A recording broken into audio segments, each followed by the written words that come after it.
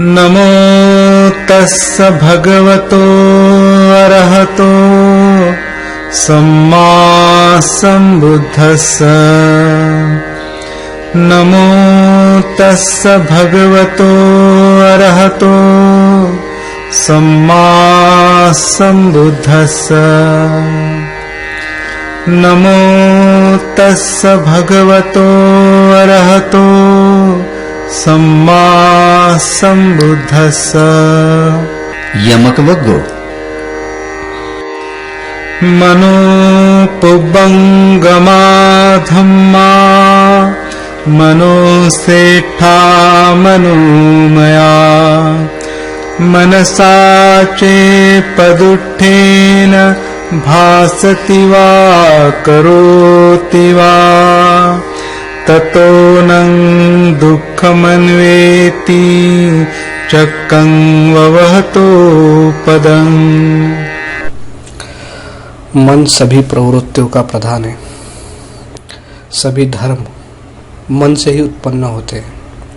यदि कोई दूषित मन से कर्म करता है तो उसका परिणाम दुख होता है।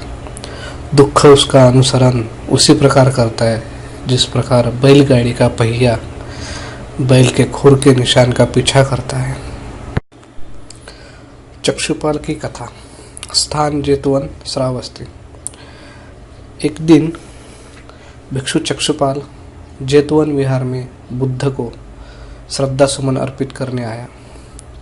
रात्रि में वह ध्यान साधना में लीन टहलता रहा। उसके पैरों के नीचे कई कीड़े मकोड़े दबकर मर गए। सुबह कुछ अन्य भिक्षुगण वहां आए और उन्होंने उन कीड़े मकोड़ों को मरा हुआ पाया। उन्होंने बुद्ध को सूचित किया कि किस प्रकार चक्षु ने रात्रि बेला में पाप कर्म किया था। बुद्ध ने उन भिक्षुओं से पूछा कि क्या उन्होंने चक्षुपाल को उन कीड़ों को मरते हुए देखा था। जब उन्होंने नकारात्मक उत्तर दिया तब बुद्ध ने उनसे कहा, जैसे उन्होंने चक्षुपाल को कीड़ों को मारते हुए नहीं देखा था वैसे ही चक्षुपाल ने उन जीवित कीड़ों को नहीं देखा था। इसके अतिरिक्त चक्षुपाल ने अरहत्व प्राप्त कर लिया था, अतः उसके मन में हिंसा का भाव नहीं हो सकता।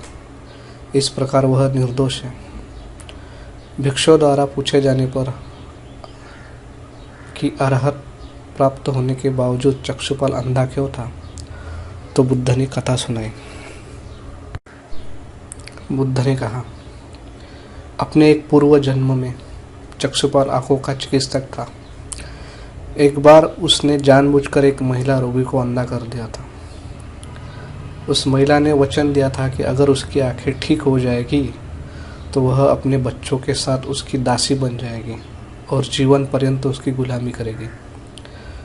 उसकी आंखों का इलाज चल रहा था और आंखें पूर्णतः ठीक हुई, पर इस भय से कि उससे जीवन पर्यंत गुलामी करनी होगी उसने चिकित्सक से झूठ बोल दिया कि उसकी आंखें ठीक नहीं हो रही थी। चिकित्सक को मालूम था कि वह झूठ बोल रहे थे, अतः उसने एक ऐसी दवा दे दी जिससे उस स्त्री की आंखों की रोशनी चल गई और वह पूर्णतः अंधी हो गई। अपने इसी कुकर्म के कारण चक्षुपाल कई जन्मों में एक अंधे व्यक्ति के रूप में पैदा हुआ था। कथा का सार। हमारे सभी अनुभवों का सृजन विचार से होता है। अगर हम बुरे विचारों से बोलते हैं या कोई कार्य करते हैं तो उनसे कष्टदायक परिणाम प्राप्त होता है।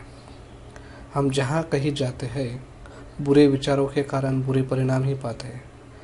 हम अपने दुखों से तब तक मुक्त नहीं हो सकते जब तक हम अपने बुरे विचारों से ग्रस्त हैं।